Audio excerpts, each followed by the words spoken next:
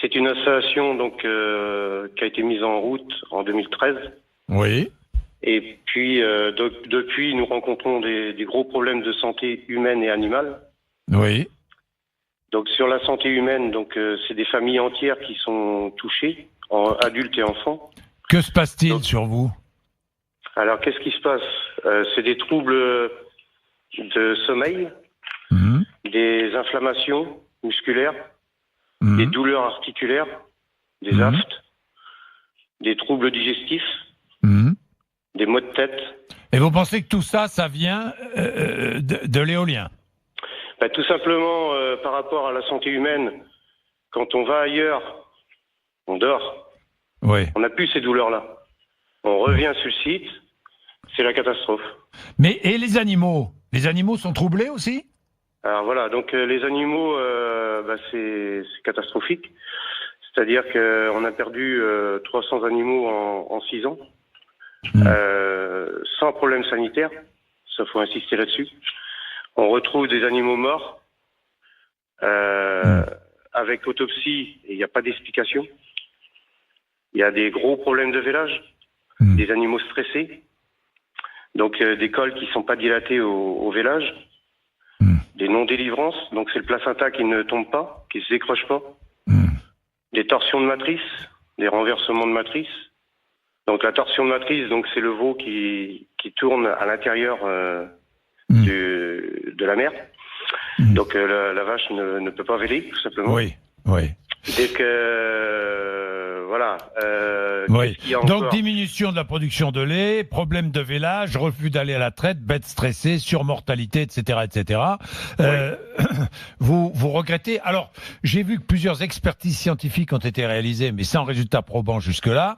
La préfecture lance une nouvelle série de tests sur le fonctionnement des éoliennes, et puis des forages ont aussi débuté au pied des éoliennes pour savoir s'il n'y a pas sous terre quelques chose qui provoquerait ces conséquences. Oui, donc par rapport aux nuisances qu'on perçoit, donc il y a des nuisances qui arrivent par voie aérienne, donc les infrasons basse fréquence, et ou solidiennes, donc par le sous-sol. Oui. Donc grâce aux géobiologues qui sont intervenus sur les exploitations, donc les deux exploitations concernées, on s'est aperçu qu'il y a des failles d'eau souterraines.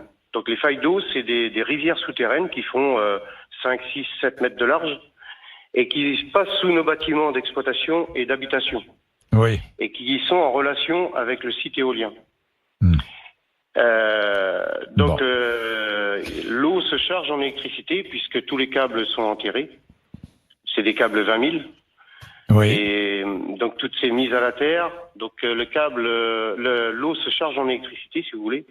Et on perçoit donc toutes ces nuisances sur les emplacements de failles d'eau.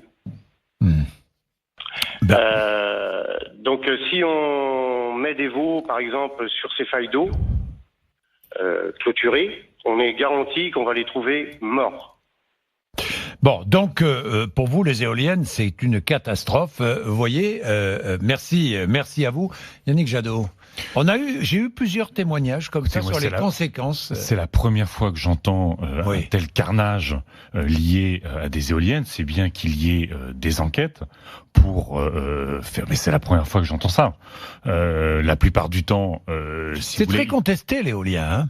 Non, mais c'est contesté pour des questions de environnementale, de pollution visuelle. Oui. Moi, j'adore les éoliennes, j'adore ces moulins à vent, y compris parce que vous n'en avez pas à côté de chez vous. Vont vous répliquer ceux qui ont des éoliennes tout près. Les enquêtes d'opinion montrent que 80% des Français sont favorables aux éoliennes, y compris pour ceux qui ont des parcs éoliens à côté de chez eux. J'ai eu la chance, j'étais il y a quelques jours en Guadeloupe. C'est l'installation d'éoliennes en Guadeloupe. C'est un projet assez extraordinaire. C'est l'idée de l'autonomie énergétique en Guadeloupe. Le soleil, le vent, la géothermie, plutôt que le fioul et le charbon importé. Et partout, ça crée de l'emploi. Si vous voulez, dans toutes les études qu'on a, vaut mieux être à côté d'une éolienne que d'une centrale nucléaire ou à côté d'une centrale thermique qui pollue. Alors, faut étudier ce cas-là particulièrement, mais c'est la première fois que j'entends un tel carnage. Enquêtons.